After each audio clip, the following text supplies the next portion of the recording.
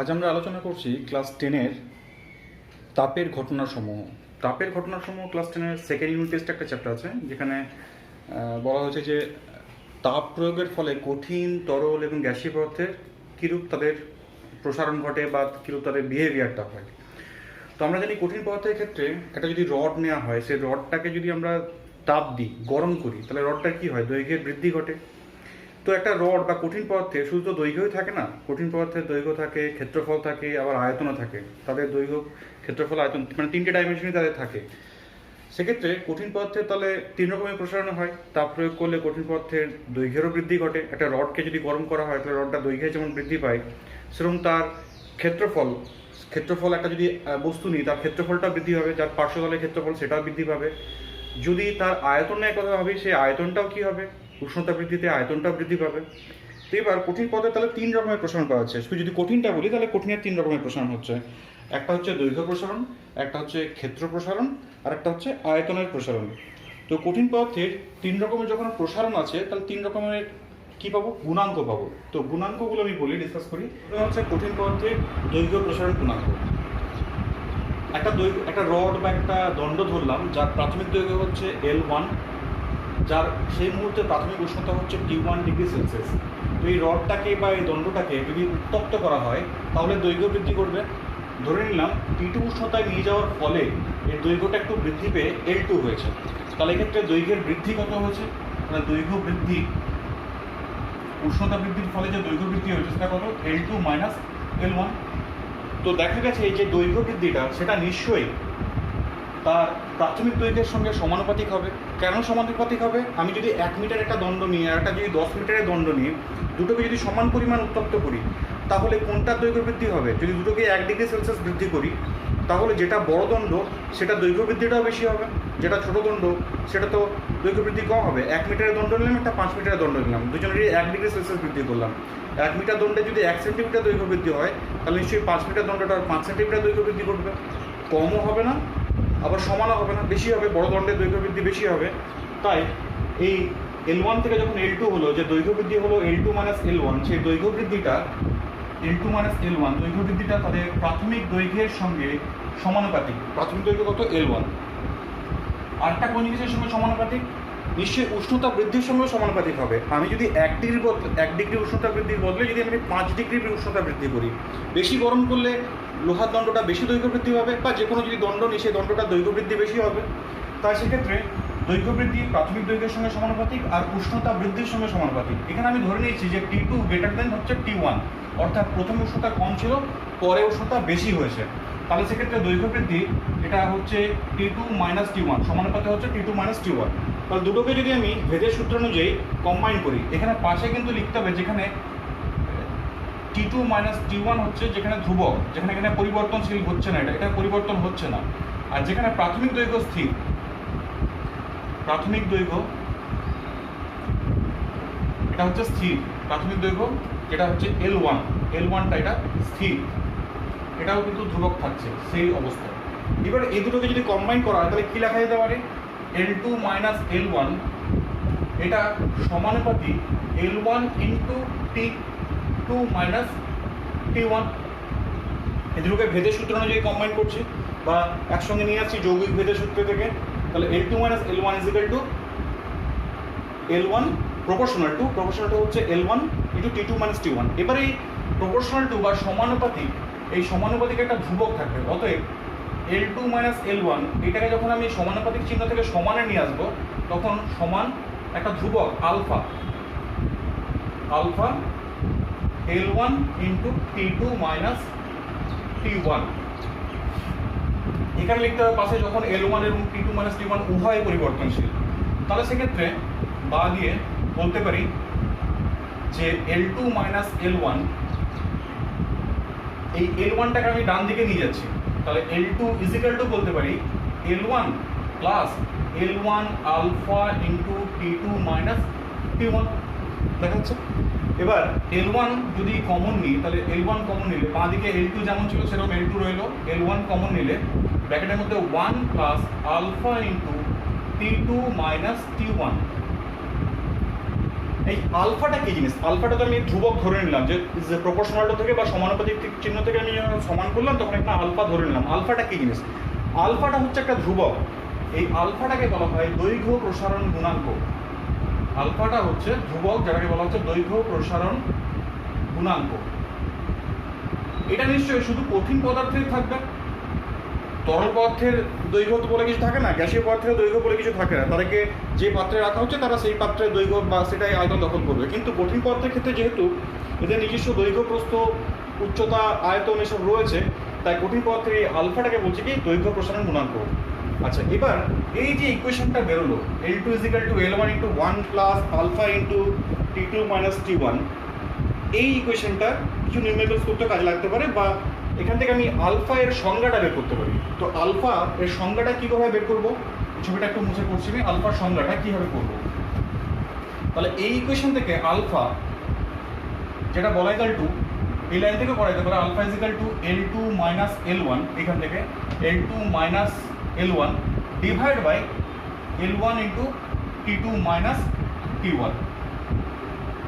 এই লাইন থেকে লিখলাম, এই L1টাকে নিচে ভাগ করে দিলাম আর T2 - T1টাকে ভাগ করে দিলাম। তাহলে এই যে আলফা যেটা বেরোলো তার রাশিমালাটা বেরোলো। তাহলে এটার একক কি হবে যদি বের করতে হয়? এর একক কি হবে? তো একক যদি বের করতে হয়, L2 - L1 মানে কি দৈর্ঘ্যের বৃদ্ধি, তাহলে সেটার একক হচ্ছে হয় সেন্টিমিটার বা মিটার, সিজিএস বা এসআই যদি বলি সেন্টিমিটার বা মিটার, তাহলে উপরটা দৈর্ঘ্যের একক, নিচেরটাও কি হবে? এটা কিসের একক? যদি একক বলি, আলফা এর একক বলি, তাহলে একক আলফা, এটা হচ্ছে উপরটা হচ্ছে দৈর্ঘ্যের পরিবর্তনের একক, মানে অ্যাকচুয়ালি দৈর্ঘ্যের একক। L1 মানেও সেটা হচ্ছে দৈর্ঘ্যের একক।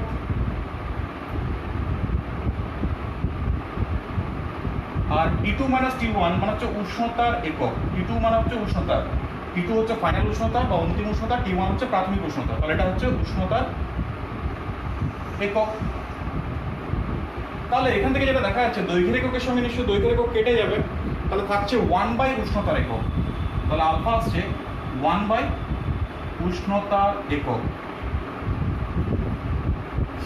তাহলে বলতে পারি যে দৈর্ঘ্য প্রসারণ গুণাঙ্ক শুধুমাত্র উষ্ণতার এককের উপর নির্ভর করে, দৈর্ঘ্যের এককের উপর নির্ভর করে না।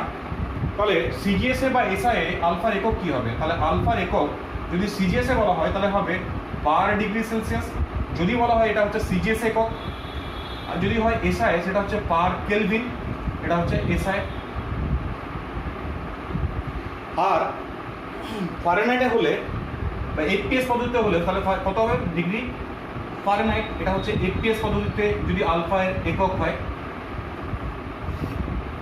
এগুলো হচ্ছে আলফার একক। এবার আলফার ডেফিনেশন বা আলফার সংজ্ঞা কীভাবে দেবো?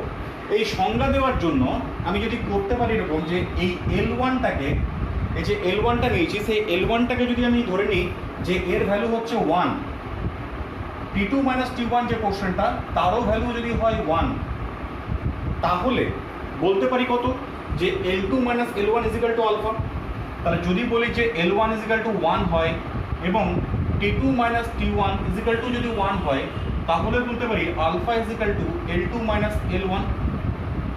মানে এটাই যদি সংজ্ঞার আকারে আমি প্রকাশ করতে চাই তাহলে বলতে পারি যে একটা দণ্ড যার L1 মানে হচ্ছে প্রাথমিক দৈর্ঘ্য, তাহলে তার একক প্রাথমিক দৈর্ঘ্যে T2 - T1 মানে উষ্ণতা বৃদ্ধি, তাহলে একক প্রাথমিক দৈর্ঘ্যে একক উষ্ণতা বৃদ্ধির জন্য যে পরিমাণ দৈর্ঘ্যের প্রসারণ ঘটে তাকেই বলা হবে কি দণ্ডটির আলফা বা দৈর্ঘ্য প্রসারণ গুণাঙ্ক। ঠিক আছে? তাহলে কোনো দণ্ডের একক প্রাথমিক দৈর্ঘ্যে একক উষ্ণতা বৃদ্ধির জন্য যে পরিমাণ দৈর্ঘ্য বৃদ্ধি ঘটছে, এটা 1 হয়েছে, তাহলে এটা এটা যে পরিমাণ দৈর্ঘ্য বৃদ্ধি ঘটছে তাকে বলছি কি আলফা, অর্থাৎ ওই দণ্ডটির বা ওই বস্তুটির, কঠিন বস্তুটির দৈর্ঘ্য প্রসারণ গুণাঙ্ক। এটা শুধু এই উষ্ণতার এককের উপর নির্ভর করে, কোনো দৈর্ঘ্যের এককের উপর নির্ভর করে না। এবার এই কঠিন পদার্থে যেমন দৈর্ঘ্য প্রসারণ গুণাঙ্ক বললাম, ঠিক একইভাবে ক্ষেত্র প্রসারণ গুণাঙ্ক আসতে পারে, আয়তন প্রসারণ গুণাঙ্কও আসতে পারে। আচ্ছা, এবার সেলসিয়াসের সঙ্গে ফারেনহাইটের কী সম্পর্ক? এই সম্পর্কটা যদি বের করতে বলি, আমরা জানি যে সেলসিয়াস স্কেল এবং ফারেনহাইট স্কেলের যে ঊর্ধ্ব স্থিরাঙ্ক এবং নিম্ন স্থিরাঙ্কগুলো সেগুলো কত? সেলসিয়াস স্কেলের নিম্ন স্থিরাঙ্ক হচ্ছে 0 ডিগ্রি সেলসিয়াস আর ঊর্ধ্ব স্থিরাঙ্ক হচ্ছে 100 ডিগ্রি সেলসিয়াস। ফারেনহাইট স্কেলের নিম্ন স্থিরাঙ্ক হচ্ছে 32 ডিগ্রি ফারেনহাইট আর ঊর্ধ্ব স্থিরাঙ্ক হচ্ছে 212 ডিগ্রি ফারেনহাইট। এই 0°C বা 32°F মানে হচ্ছে বরফের গলনাঙ্ক, যেটা হচ্ছে নিম্ন স্থিরাঙ্ক। আর এই 100°C বা 212°F মানে হচ্ছে জলের স্ফুটনাঙ্ক।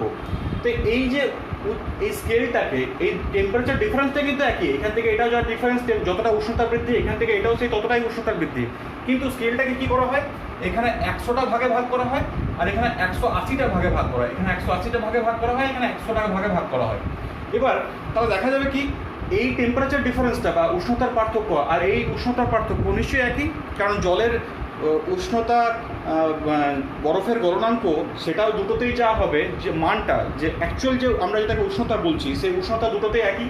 আবার ফারেনহাইটে গিয়েও যখন সেই স্ফুটনাঙ্ক গেল, সেক্ষেত্রেও 212°C is equal two 100°C is equal two 212°F, একই টেম্পারেচারকে মিন করে। তাহলে সেক্ষেত্রে এখানে প্রত্যেকটা ছোটো ছোটো ঘরের মান আর এখানে প্রত্যেকটা ছোটো ছোটো ঘরের মান, মানে 1°C আর 1°F কি সমান হবে? হবে না। নিশ্চয়ই 1°C যেখানে সেলসিয়াস স্কেলটাকে 100 ভাগ করা হয়েছে, তাহলে প্রত্যেকটা ঘরের মান কী হবে, বা ঘরের মান বলতে পারি অনেক বেশি উষ্ণতা বৃদ্ধিকে প্রকাশ করবে কম্পেয়ার টু ফারেনহাইট স্কেল। কারণ ফারেনহাইট স্কেলকে আমি যদি একটা পাউরুটিকে 5 ভাগে ভাগ করি আর যদি আমি সেই পাউরুটিটাকে 9 ভাগে ভাগ করি, তাহলে কোন কোন স্লাইসগুলো বা কোন পিসগুলো সরু হবে, যেক্ষেত্রে আমি 9 ভাগে ভাগ করব। সেরকমই একটা পাউরুটি আছে, সেই পাউরুটিটাকে আমি কী করছি, 100 ভাগে ভাগ করছি, আরেকবার আমি 180 ভাগে ভাগ করছি। তাহলে যেক্ষেত্রে 180 ভাগে ভাগ করছি সেখানে অ্যামাউন্টটা কম, তাহলে সেলসিয়াস স্কেলে আমি 100 ভাগে ভাগ করছি স্কেলটাকে, আর ফারেনহাইট স্কেলে আমি 180 ভাগে ভাগ করছি। তাহলে বলতে পারি যে সেলসিয়াস স্কেলের উষ্ণতা বৃদ্ধি, 1° উষ্ণতা বৃদ্ধির পরিমাণটা, অ্যাকচুয়ালি উষ্ণতা বৃদ্ধিটা সেক্ষেত্রে বেশি হবে। তাহলে উষ্ণতা বৃদ্ধি যত বেশি হবে তার দৈর্ঘ্য বৃদ্ধি তত বেশি হবে, কারণ বেশি উষ্ণতা বৃদ্ধিতে দৈর্ঘ্য বৃদ্ধি বেশি হবে। তো আমরা যেহেতু বলতে পারি 100°C উষ্ণতা বৃদ্ধির ফলে যে রেজাল্ট হবে, 100°C উষ্ণতা বৃদ্ধিতে দণ্ডের যে দৈর্ঘ্য বৃদ্ধি হবে, 180°F বৃদ্ধিতে সেই একই পরিমাণ বৃদ্ধি হবে। 100°C উষ্ণতা বৃদ্ধি is equal two 180°F 180°F বৃদ্ধি, উষ্ণতা বৃদ্ধি।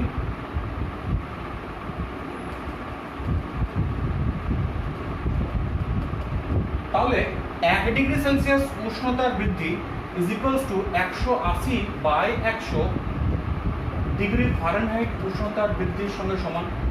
অর্থাৎ 1°C যদি আমি কোনো দণ্ডের দৈর্ঘ্য বৃদ্ধি করি, সেইটা যে রেজাল্ট দেবে বা যে পরিমাণ দৈর্ঘ্য বৃদ্ধি করতে হবে বা হবে, সেই দৈর্ঘ্য বৃদ্ধিটা পেতে হলে আমাকে 9/5 কাটাকাটি করলে 9/5°F উষ্ণতা বৃদ্ধির সঙ্গে যতটা রেজাল্ট হয় ঠিক ততটাই রেজাল্ট দেবে। তাহলে ইকুয়েশন অনুযায়ী বলতে পারি alpha C is equal to 9/5 into alpha F, মানে 1°F জন্য যে দৈর্ঘ্য বৃদ্ধি হয় তাকে 9/5 দিয়ে গুণ করলে 1°C ওই দৈর্ঘ্য বৃদ্ধির সঙ্গে সমান হবে। এটা রিলেশন। বা যদি আলফা এফ দিয়ে বলি, alpha F is equal to 5/9 into alpha C. এই রিলেশনটাও কিন্তু কোনো সময় ম্যাথস করতে কাজে লাগবে। আলফা সি মানে সেলসিয়াসের দৈর্ঘ্য প্রসারণ গুণাঙ্কের value is equal to 9/5 into ফারেনহাইটের দৈর্ঘ্য প্রসারণ গুণাঙ্কের ভ্যালু। ঠিক উল্টো ফর্মুলা, ভাইস ভার্সা এরকম ফর্মুলা আসবে। এবার দৈর্ঘ্য প্রসারণ গুণাঙ্ক বললাম, এবার হচ্ছে ক্ষেত্র প্রসারণ গুণাঙ্ক। ঠিক একইভাবে কঠিন পথের এই দৈর্ঘ্যের জায়গায় এটা হবে কি, ক্ষেত্র প্রসারণ গুণাঙ্ক হয়ে যাবে। তাহলে এবার ক্ষেত্র প্রসারণ গুণাঙ্কের সময় এটা যেমন একটা দণ্ডের দৈর্ঘ্য বৃদ্ধি হলো, তাহলে এবার কি হবে, দণ্ডের কি হবে, দণ্ডের ক্ষেত্র বা একটা দণ্ড বা একটা পাতের ক্ষেত্রফল বৃদ্ধি হবে। ধরো এটা একটা পাত আছে, যে পাতের ক্ষেত্রফল হচ্ছে S1, উষ্ণতা, প্রাথমিক উষ্ণতা হচ্ছে T1°C। এই পাতটাকে আমি গরম করে একটা হায়ার টেম্পারেচার বা উচ্চ তাপমাত্রায় নিয়ে গেলাম, যেটার টেম্পারেচার হচ্ছে T2°C, এবং এর এখানে উষ্ণতা বৃদ্ধির ফলে নতুন ক্ষেত্রফল হলো S2। তাহলে সেক্ষেত্রে বলতে পারি যে ক্ষেত্রফল বৃদ্ধি কত, S2 - S1।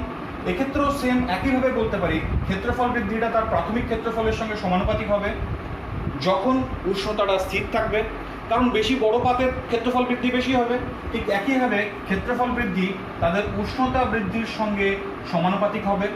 তাহলে বলতে পারি কম্বাইন করলে S2 - S1 proportional to S1 into T2 - T1। দেন একটা সমানুপাতিক ধ্রুবক আসবে, S2 - S1 is equal two, এই যে প্রপোর্শনালিটি সেটা যখন সমান দেবো তখন এটা হবে বিটা, একটা ধ্রুবক beta.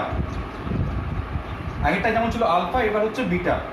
Beta S1 into T2 minus T1।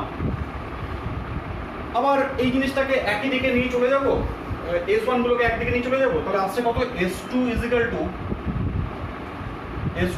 Two S1 plus S1 beta into T2 minus T1। ঠিক আছে, এখান থেকে ওই ইকুয়েশনটা এলো। S1 কমন নিলে বা দিয়ে S1 কমন নিলে S1 1 plus beta into T2 minus T1।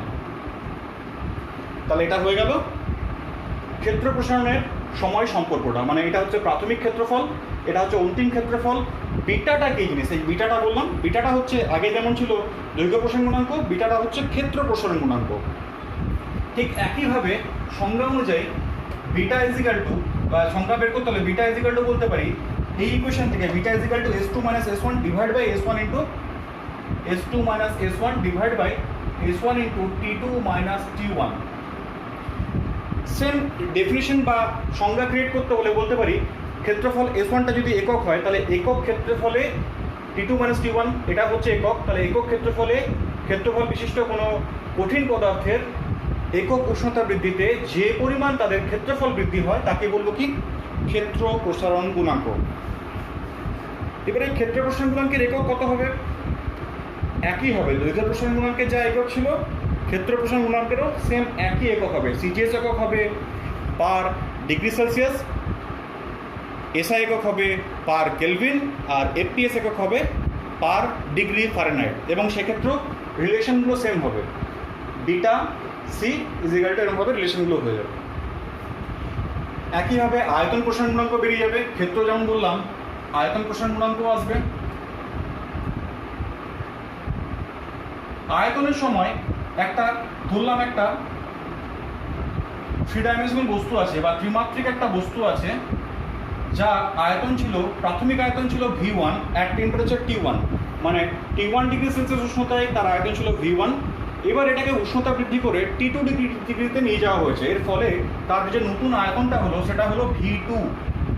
এর ফলে তার আয়তন বৃদ্ধি হয়েছে, তাহলে বলতে পারি আয়তন বৃদ্ধিটা সেটা আয়তন বৃদ্ধি কত V2 মাইনাস V1, কারণ উষ্ণতা বৃদ্ধি হলে আয়তন বৃদ্ধি হবে। সেই আয়তন বৃদ্ধি তার প্রাথমিক আয়তনের সঙ্গে সমানুপাতিক, তার উষ্ণতা বৃদ্ধির সঙ্গে সমানুপাতিক। তাহলে দুটোকে একসঙ্গে করলে V2 minus V1 is equal to বা proportional to V1 into T2 minus T1। তাহলে V2 minus V1 is equal two একটা ধ্রুবক, এই ধ্রুবকটা কিন্তু এখানে এই যে ধ্রুবকটা আসবে, এক্ষেত্রে যে ধ্রুবকটা আসবে সেটাকে নতুন নাম দেওয়া হচ্ছে gamma, gamma into V1 into T2 minus T1। তাহলে সেক্ষেত্রে V2 is equal to V1 into V1 gamma. তাহলে আবার V2 is equal to V1 common নিলে 1 plus gamma into T2 minus T1। এবার এই গামা বা আয়তন প্রসারণ গুণাঙ্ক, যা গামা যেটা বললাম ইন্ট্রোডিউস করলাম যে গামাটা কি জিনিস, তাহলে যেহেতু আয়তন প্রসারণ গুণাঙ্কের সময় এই গুণাঙ্কটা আসছে তাই এটার নাম হচ্ছে আয়তন প্রসারণ গুণাঙ্ক। তাহলে gamma is equal to V2 minus V1 divide by V1 into T2 minus T1। অর্থাৎ বলতে পারি যে আয়তন প্রসারণ গুণাঙ্কের সঙ্গে এরকমভাবে বলতে পারি যে একক আয়তন বিশিষ্ট কোনো পদার্থের, কঠিন পদার্থের একক উষ্ণতা বৃদ্ধির জন্য যে পরিমাণ আয়তন প্রসারণ হয় তাকে বলা হয় কঠিন পদার্থটির আয়তন প্রসারণ গুণাঙ্ক। ঠিক আছে, এগুলো হওয়ার পর আলফা বিটা গামার মধ্যে একটা রিলেশন আছে, এই রিলেশনটা এখন প্রুভ করছে না, এই রিলেশনটা আছে একটা আলফা ইজ ইকুয়াল টু, এটা এখন ক্লাস 10-এ নেই, alpha is equal to beta by 2 is equal to হচ্ছে গামা বাই 3। তাহলে কঠিন পদার্থের দৈর্ঘ্য প্রসারণ গুণাঙ্ক, ক্ষেত্র প্রসারণ গুণাঙ্ক এবং আয়তন প্রসারণ গুণাঙ্ক, এই তিনটের মধ্যে relation alpha is equal to beta by 2 is equal to gamma by 3। এটা হচ্ছে কঠিন পদার্থের তিনটে যে গুণাঙ্ক, সেই তিনটে গুণাঙ্কের মধ্যে তাদের রিলেশন।